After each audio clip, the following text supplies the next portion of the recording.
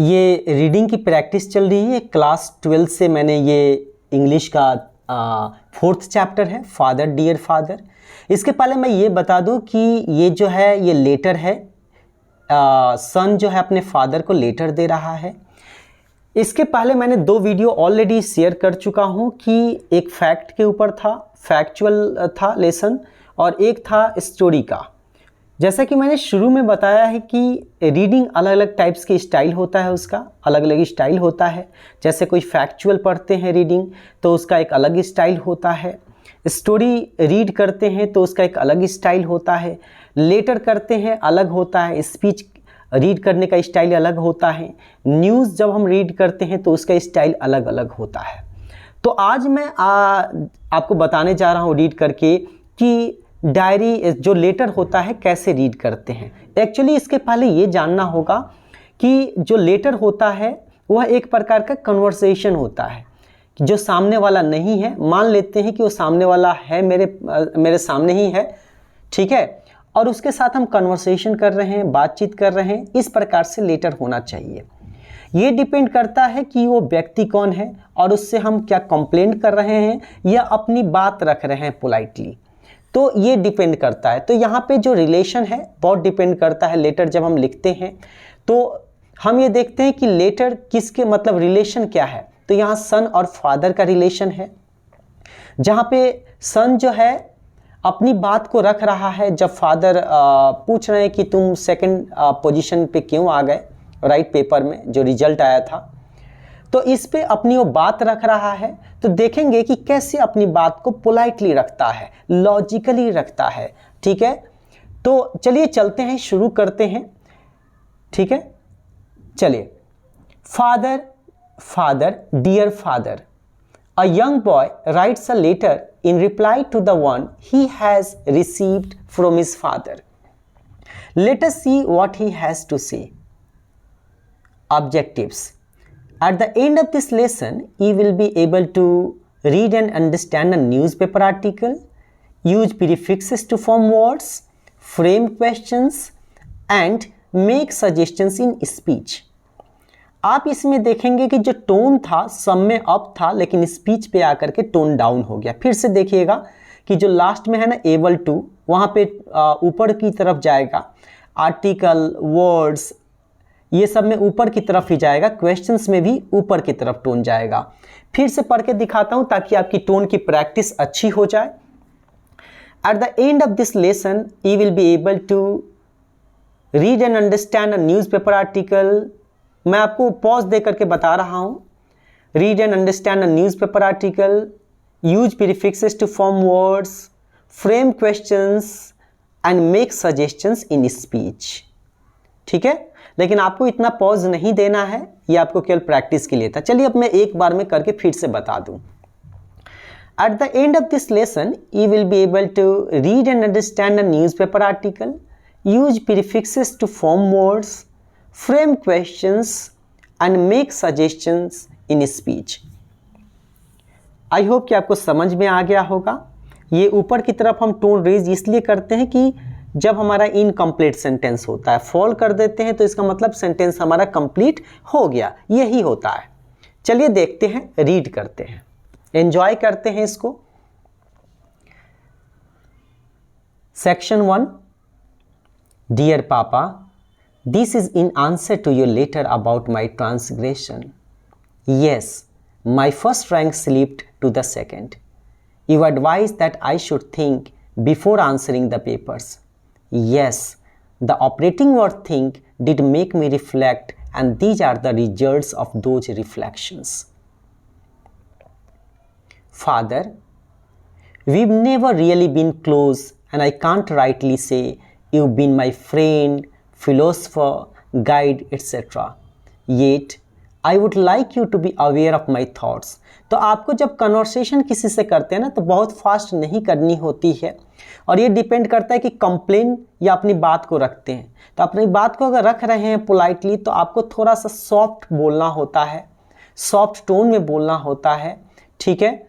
और आपको थोड़ा सा पेस स्लो होना चाहिए, बहुत फास्ट नहीं होना चाहिए। और ऐसा लगना चाहिए कि हम कन्वर्सेशन सामने वाले से कर रहे हैं, इस प्रकार के हमारा लेटर होना चाहिए। चलिए, father, we've never really been close and I can't rightly say you've been my friend, philosopher, guide, etc. Yet, I would like you to be aware of my thoughts. They are very important to me. You are highly educated and you provide very well for the family. But in your departmental store, do you apply Pythagoras theorem? तो ये question जब पूछते हैं ना conversation में, तो हमारा question जैसा लगना चाहिए, जैसे but in your departmental store do you apply Pythagoras theorem और Newton's law of gravity? For that matter does your doctor friend और your lawyer brother? Papa, my grandfather speaks of a carefree and beautiful childhood of days spent in plucking mangoes and guavas from their orchards. Of days spent in plucking mangoes and guavas from their orchards, of picnics on the banks of the river where the men cooked mouth-watering food, of playing marbles and gilli danda. From his talk, it seems studies were an ancillary subject and living and experiencing the major subject. Father, is he fibbing? ठीक है, तो ऐसे करके हम confirm कर रहे हैं, right? ये क्वेश्चन एक प्रकार का नहीं है, कंफर्म कर रहे हैं। Father, is he fibbing? Or is it possible that the world has turned topsy-turvy in just about 70 years? Or is it possible that the world has turned topsy-turvy in just about 70 years? Right, तो tone ऊपर ले जाएंगे तो इसका मतलब question हो गया यहाँ पे। पापा, my grandmother is semi-literate, yet she is at peace with her pots, pans, her flowers and gardens, her Bhagavad Gita and scriptures. My mother, highly qualified, is highly strung, tense and nervous. देख रहे हैं ना, compare जब करते हैं तो कैसे tone लाते हैं। आपको केवल इमिटेट करना है, ठीक है, बहुत ज़्यादा आपको उसमें नहीं जाना है, इमिटेट करना है। Do you think literacy makes us restless, overwrought and frustrated? ये जो इटैलिक वाला है ना, विच इज मोर इंपॉर्टेंट, ये डायरी का पार्ट नहीं है, ठीक है, ये वार्म अप के लिए है। विच is more important, wisdom or knowledge?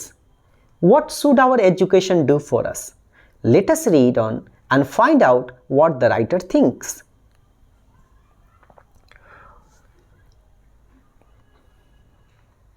Oh Papa, last week my rose plant almost died. Some pests. I asked my biology teacher what I should do to save it, and she was cross. She said, go ask the guy who keeps gardening things. He'll tell you. We learn about pesticides, but we do not know how to use them. Oh, Father, it matters not to me why the apple does not fall upwards, nor do I care what Archimedes did.